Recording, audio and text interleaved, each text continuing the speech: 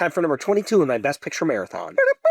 Best Picture Marathon theme song. Columbia scored its third Best Picture win with the 1949 political drama All the King's Men. Based on a Pulitzer Prize-winning novel, All the King's Men tells the story of a young journalist played by John Ireland who joins the inner circle of Willie Stark, a hick politician with tons of charisma who tells it like it is and becomes something of a demagogue to the uneducated masses in his run for governor. At first, Stark seems like an honest man who's out to do good for the common folks, but before long it becomes painfully clear that he's a narcissist who's in it for himself. He's corrupt, he cheats on his wife and his girlfriends, and a lot of shady stuff seems to be going on just off camera. The screenplay was written by Robert Rossen, who also directed the film. Rossen originally tried to cast John Wayne as Willie Stark, but Wayne angrily refused, feeling that the script was anti-American and unnecessarily tore down the sacred institution of government. The part ended up going to Broderick Crawford, who had previously been more of a character actor as opposed to a leading man, making his casting rather risky for the studio. In a nice bit of irony, Crawford and Wayne were actually up against each other for Best Actor that year, and Crawford won for All the King's Men. But indeed, as John Wayne suggested, the film is highly critical of American politics, and I would argue rightly so. Take that, John Wayne. Director Robert Rossen was a member of the Communist Party and ended up getting called before the House Un-American Activities Committee. He refused to testify, invoking the Fifth Amendment, and Columbia Pictures cut all ties with him, effectively blacklisting Rossen. 2 years later, he returned to the committee and named names, which is a pretty crappy thing to do, but like so many artists at that time, he was put in an untenable position by this unconstitutional witch hunt. Years later, Rossen would go on to direct The Hustler starring Paul Newman, which is quite a good picture. It's been quite a while since I watched All the King's Men, and I do really like the film. The style has been compared to the Italian neo-realist movement. There are scenes that have almost a documentary look and feel to them, despite being a fictional narrative. The original novel was loosely inspired by Louisiana Governor Huey Long, but it's interesting how this portrait of political demagoguery remains